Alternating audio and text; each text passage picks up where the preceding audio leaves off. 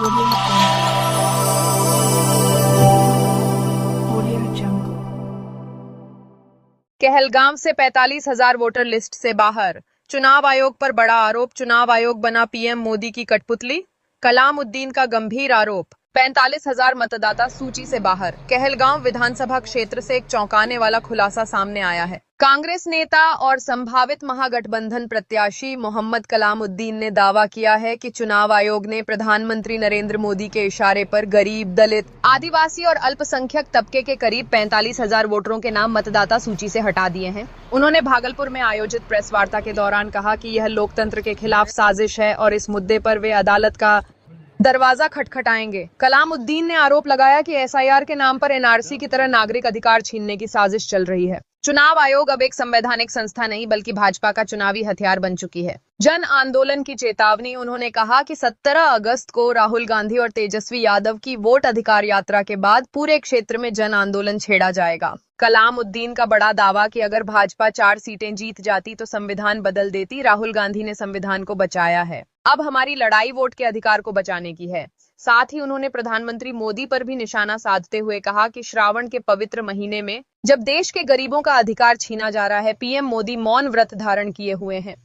5 वादे। कांग्रेस की प्राथमिकताएं। अगर कांग्रेस सत्ता में आती है तो वह इन 5 प्रमुख योजनाओं को लागू करेगी। माई बहन मान योजना, वृद्धा व दिव्यांग पेंशन, 200 यूनिट फ्री बिजली योजना, 25 लाख तक मुफ्त इलाज की सुविधा, हर भूमिहीन को 5 डिसमिल जमीन व रोजगार। सहयोग में उठी आवाजें। प्रेस वार्ता में डॉक्टर चक्रपाणी हिमांशु, पूर्व अध्यक्ष बाल श्रमिक आयोग, ने कलामुद्दीन का समर्थन करते हुए कहा कि अगर चुनाव आयोग इसी तरह चलता रहा तो जल्द ही देश में लोकतंत्र इतिहास बन जाएगा। वहीं कांग्रेस इंटक अध्यक्ष रवि कुमार, राजद नेता गौतम बैनर्जी और युवा कांग्रेस के अध्यक्ष मोहम्मद उमर कलाम भी मंच पर मौजूद रहे। नीतीश कुमार की सरकार है तो ये उनकी जिम्मेदारी बनती है कि हमारे यहाँ विदेशी घुसपैठिया कैसे आया, या तो अगर आया तो उनके मर्जी के साथ आया, मर्जी के मुताबिक आया, तो उसका कहीं न कहीं जिम्मेदार वो है।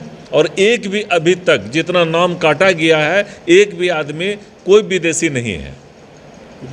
तो आखिर काटने का कारण क्या है? या तो मजदूर जो बाहर में लोग रहते हैं, तो क्या मजदूर करना भी अपराध हो गया है? बिहार से हैदराबाद, बॉम्बे, कलकत्ता, पुणे लोग जाता है अपने जीविका के भरण पोषण के लिए,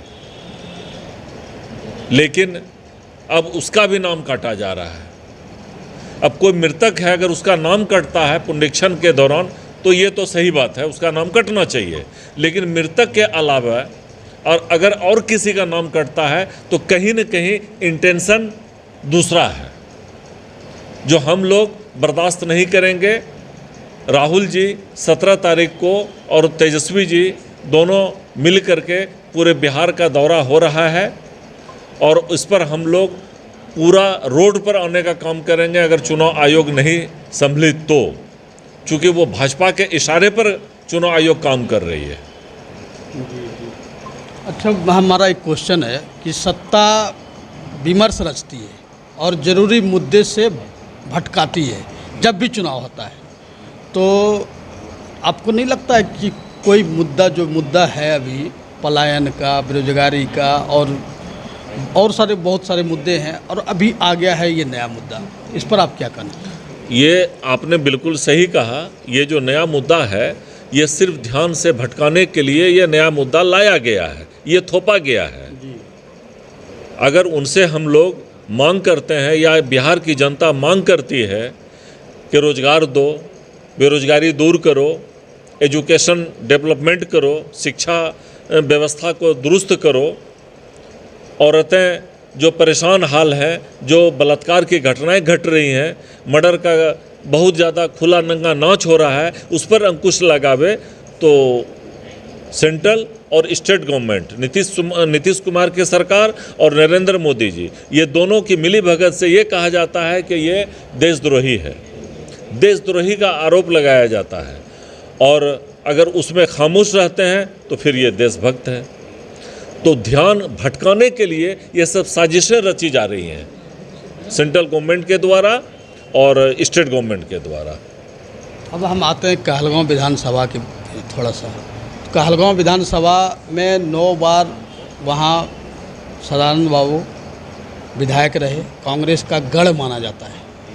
क्या कारण है कि कांग्रेस ने अपना जनाधार वहाँ खोया है, या जनाधार कैसा है कांग्रेस का, उसके बारे में बताएं। मैं आपकी बात से सहमत नहीं हूँ और मैं संशोधन भी करना चाहता हूँ। कांग्रेस वहाँ की जनाधार खोई नहीं है, कांग्रेस की जनाधार बिल्कुल बरकरार है। सदानंद बाबू जब इस दुनिया से चले गए तो वो अपने विरासत मुझे दे के गए। मैं उनका विरासत संभालने के लिए तैयार हूँ, कांग्रेस से चुनाव लड़ने के लिए मैं तैयार हूँ और ईश्वर चाहा तो निश्चित तौर पर वो कहलगांव विधानसभा फिर पार्टी को मैं समर्पित करूँगा।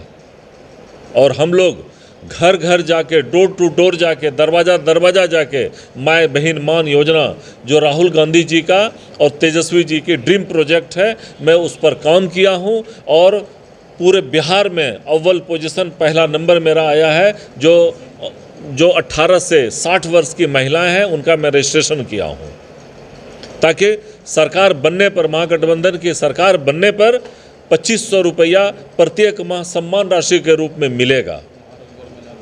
महारोजगार मेला जो पटना में लगाया गया था, माननीय राहुल गांधी जी के दिशा निर्देश पर, तो हम लोग यहाँ से लड़के को लगभग 80-90 लड़का को लेकर के पटना में गया था।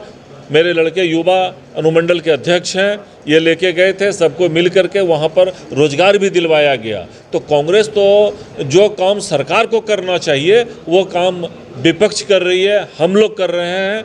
तेजस्वी सरकार और तेजस्वी कर रहा है और राहुल जी के इशारे पर हम लोग कर रहे हैं और पूरे बिहार का हमेशा राहुल जी दौरा कर रहे हैं। भागलपुर जिला का हॉट सीट लगता है कहलगांव विधानसभा है।